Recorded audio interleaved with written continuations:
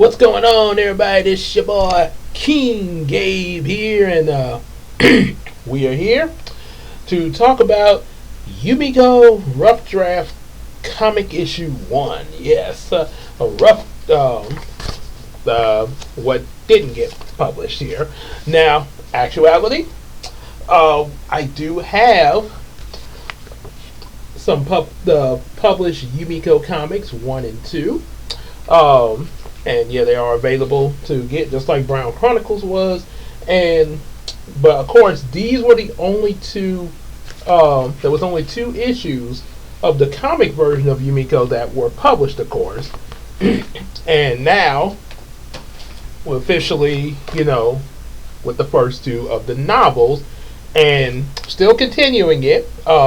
Still waiting for the pictures for novel number 3. So we can get published and everything. That's the only hold up there, but we're still waiting for that as of now.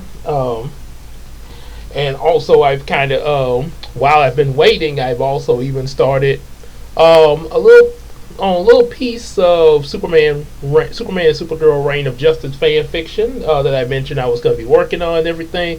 So I did start a little piece of that there. So you'll probably have a little more about that in a later video down the road and everything. So yeah, that's so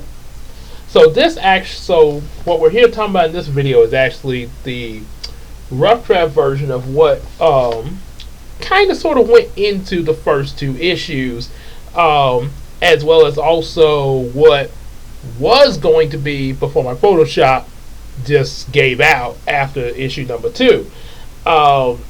So what had happened, and matter of fact, the rough draft that were, we actually had like 10 rough drafts of the Yumeko comics before I even started making the actual published books from the rough drafts. And when I got ready to make the official books, there's you'll know, like I say, once I tell you guys about all 10 of them and everything, not all in one video though, like issue 1 for now, but once I've gone through all the 10 rough drafts, then you'll get a note of the 2 published comic books, which of course is what went into the final draft, with some differences that was going to be a little different from what was coming up in the rough draft, and some things were still going to stay the same. So just letting y'all know that there, once go through this, and also what it would have led to before we even got to the point of publishing it. Yeah, it would have. So yeah, we're gonna go start with this here. Before we go into this, just to let y'all know, like, share, subscribe, get some of our available books, like what I just showed you with Yumeko, both the comic and the novel that are published, being on the lookout for what's soon to come, as well as our other books, like Star Striker and Brown Chronicles that we previously talked about, and even Bubblina, that's gonna, that Christina's working on, that Christina's gonna, have the novel of that coming out soon next year, first novel, once it's proofread. And also, definitely support us on that Patreon, just like your boy AJ Supreme, Big Sis Casey, and the Iceman Universe. Go Iceman Universe, go, go, go. And also hang out with us on Facebook and Discord, and we can sell some stuff on the Macari app. So, without further ado, and I just realized I forgot somebody, a hint of who I forgot. I'm going to go get him. Okay, so we got Brownie here. So anyway, let's dive into the rough draft of the Yumeko comic issue 1. Sort of like doing the unpublished of the Star Striker series, except only thing with that is I didn't really have rough drafts written out for that one. It was just for memory from my head. Um, and in this case, I do have a writing, and it was intended to be the published series, which still kind of is, but some of the things came out different when I actually started putting the comic together to be published and everything. So let's see what happened before it got to publication, and it was just going through a total of 10 rough drafts. Yeah, which is quite a bit of rough drafts to write before you finally start to publish it. Yeah, so yeah, kind of better if you write one, publish, and then rinse, lather, repeat. All right, from reality to imagination, part 1. So, scene open with two spaceships in battle with each other. And by the way, because the fact that this is a rough draft written for a comic book, it's written sort of like a movie script. It's not, unlike unlike say a book like like the novels here, like the novels right here. It doesn't have like he said and she said and all that. There, it's like in Thomas Story, Thomas the Tank Engine. Thomas said so. All right, so as I was saying, the scene opens with two spaceships in battle with each other, and one of the spaceships like a fire truck. Of course, you probably could guess who's driving that one. Rowdy, and of course the other one looks like an Egyptian skull head. So inside the fire truck one, Brownie, him and his friends, they're in like I say, they're in battle with each other, and it's sort of the scene. I sort of had the first thing came to my mind when I wrote the scene of them in battle with each other. Was that scene from the very first episode of Beast Wars when the Maximals and Predacons were firing at each other in their spaceships before they crashed on prehistoric Earth. Like guys, we got some major damage going on. That's not even the worst of it. The damages are affecting the teleportation system. Any more hits and no telling where we'll end up. We've got to do something ever so much. But, Emily, is there any safe place to land? I'll try to locate it as soon as I boost the shields. And over in the Egyptian Skullhead ship, we got a character called Ramon Rabam. Well, actually, okay, yeah, Ramon Rabam. But there's another character that was in this comic series. I'm not sure if he's gonna be in the novel series. It's a possibility. But if there's an opening for him in the novel, yeah, I definitely will put him in there. Casey really thought this character was pretty funny. But he works with Ramon now, sort of like Shanice does in the novel. So Ramon's like, obliterate them before they can increase their shields. And so it's Panubian. Yes, Panubian is working with Ramon. You'll see what he looks like when I get to the videos where I talk about the published comic. You'll see what he looks like there. So the victory must not be rushed. Let us savor our upcoming victory by shaking them up a bit with our side lasers. I sort of so what I had in mind when I wrote Panubian's character, I sort of had in mind this mob boss from Darkwing Duck who was a rooster called Steelbeak. Yeah, sort of had him in mind there, the way he talks and stuff. And there's also something else that Panubian was in Heroes of Dreams there. So they're trying to get things together in the ship and everything. They better hurry on find a place to land. The computer is going crazy and everything, and then suddenly they're sucked into a black hole with a vortex there. So, and of course, it sucks in Penubian too. Meanwhile, now, now we think this is on Earth, but it's actually, at least that's what Hiko and Zayden think. Yeah, so yeah, we got Hiko, but instead of Samuel like in the novel, we got a kid named Zayden in this with him. Now, Zayden's character in here, sort of based off one of my friends from middle school. I think I may have, yeah, I think, oh yeah, Brown Chronicles, yeah. I'm trying to recall what I had talked about last time, but yeah, from Brown Chronicles, that's Zayden, yeah. So here, him and Hiko are, they first, I think this is where they first kind of meet each other, just like in Brown Chronicles, but they're not Eddie. Zayden's not, trying to outdo him to impress Julie in this version. Now, of course, he's still a ladies' man, but he's actually a little nicer to Hiko from the beginning here. Now, how he's going to be in the novel when he's introduced, that is left to be.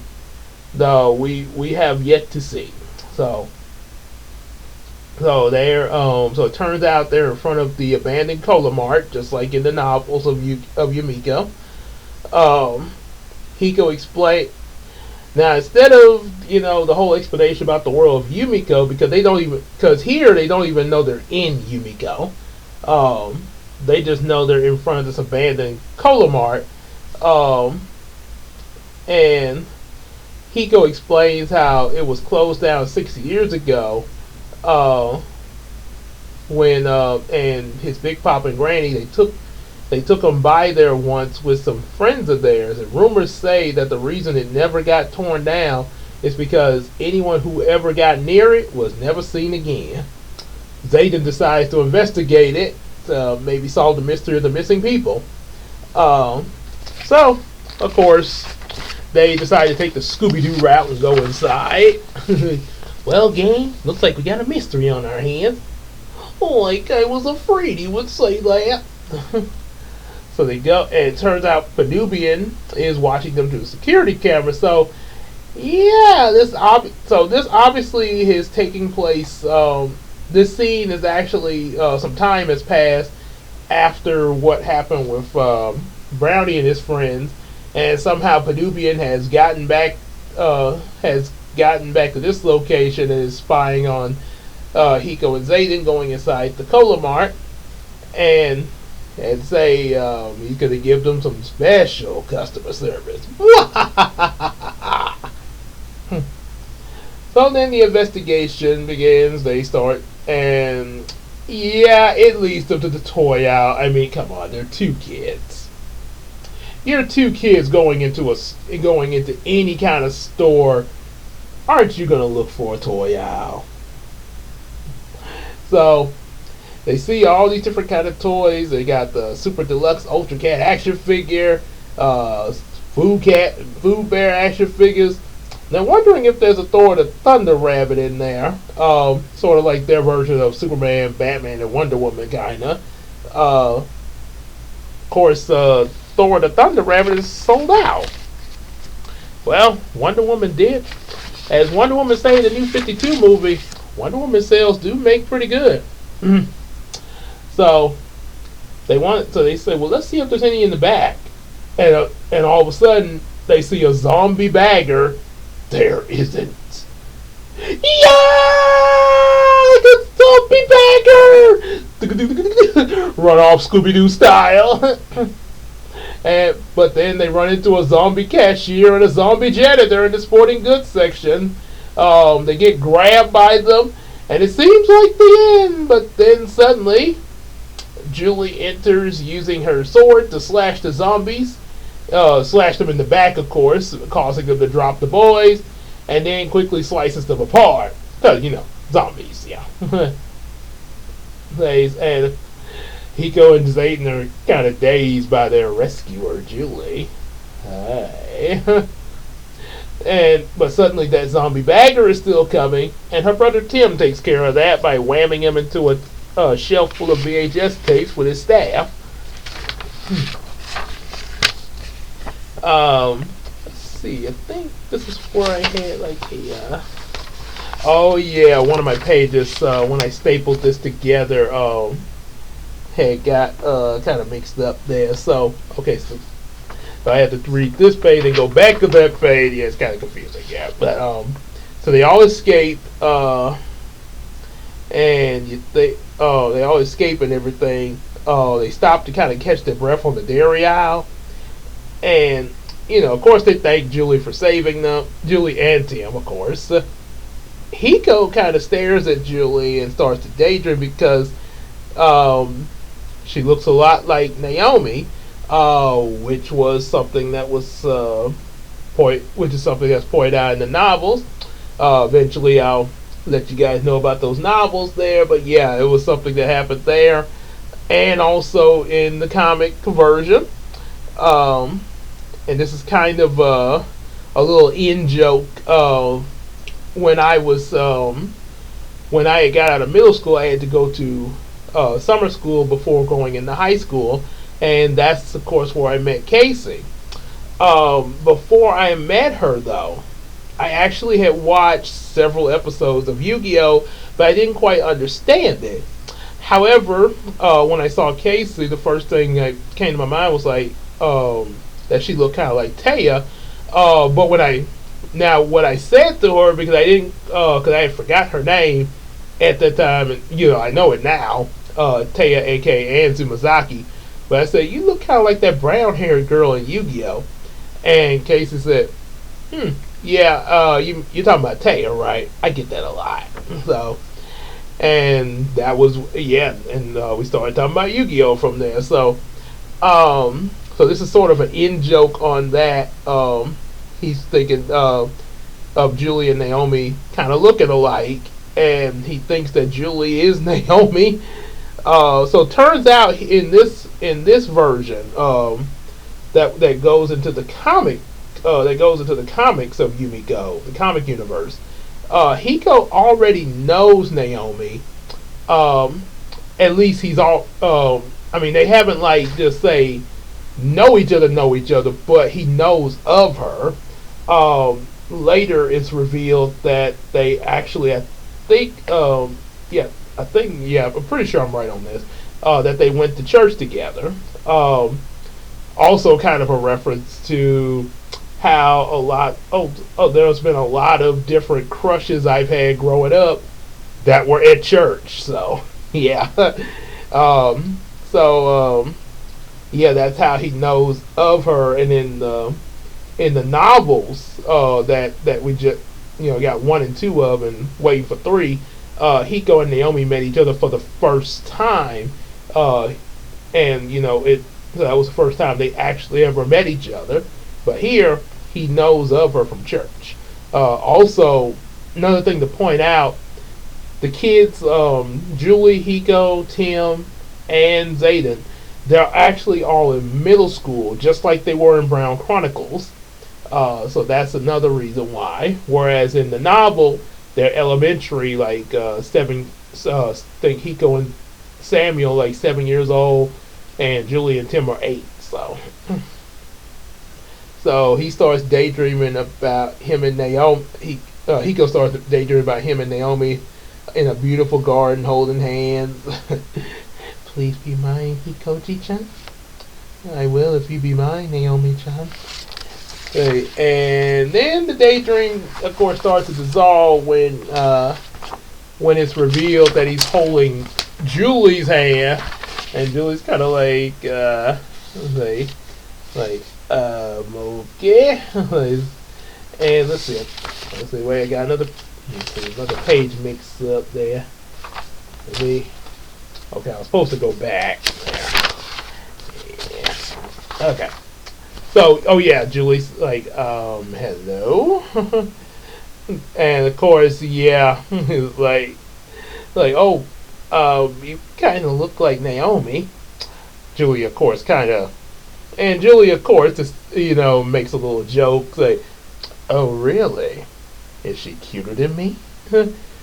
Well, yeah. I mean, no. I mean, well, she is, but you're cute as well. However, I really, well, not that, not that I wouldn't like you. And Tim's like, look, calm down, buddy. She's just getting around. Like, and they all introduce themselves to one another. Tim, Hiko, Julie, and Zayden. Yeah.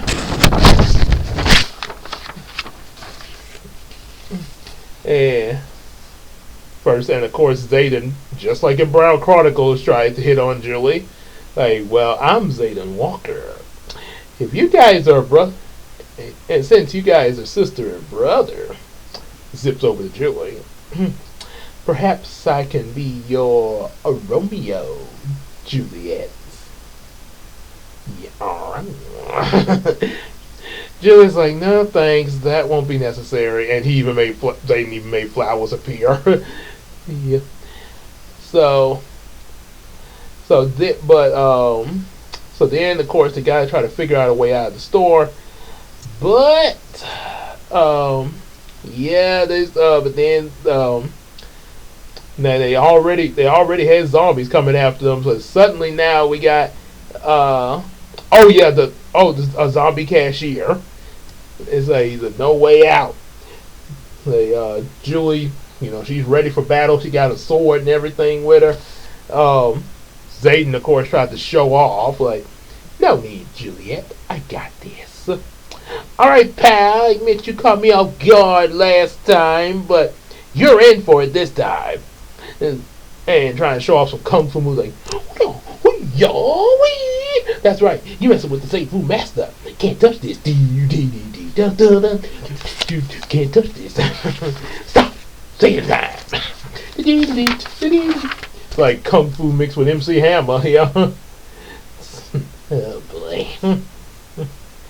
And even the zombies like, what the heck? And suddenly, the zombie has a cash register in his hand, and he ate. And while Zayden's doing all his dancing and showing out, he fires coins at us. And Julie's like, "Everybody duck!"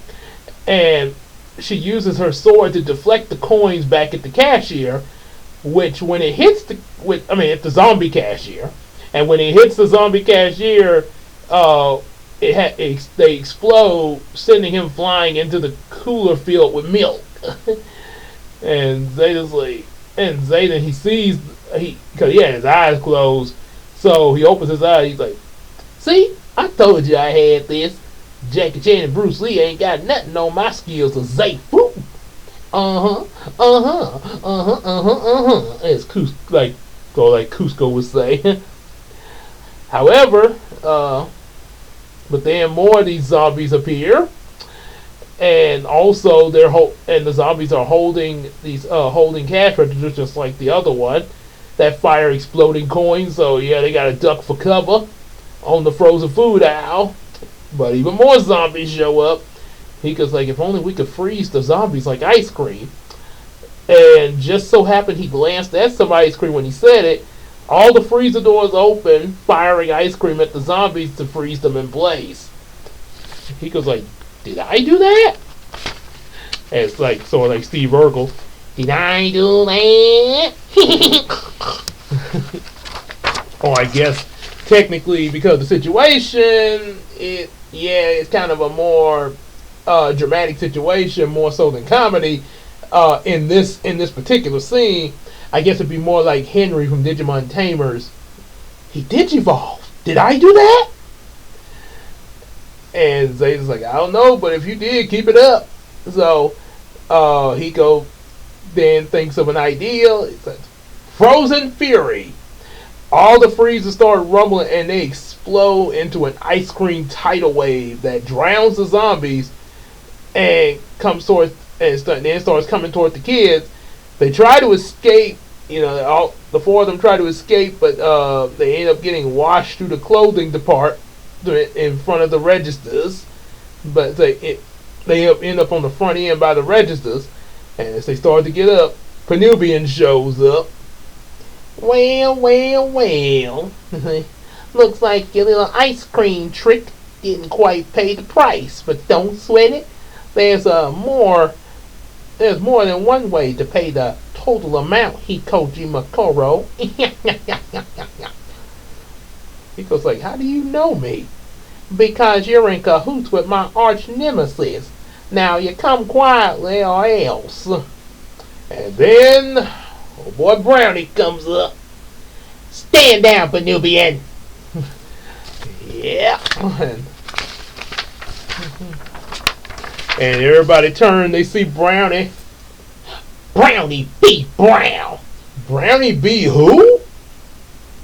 Brownie B. And he goes like, Brownie B. Brown, he's alive? Well, he won't be when I'm done with him. Well, bring it on.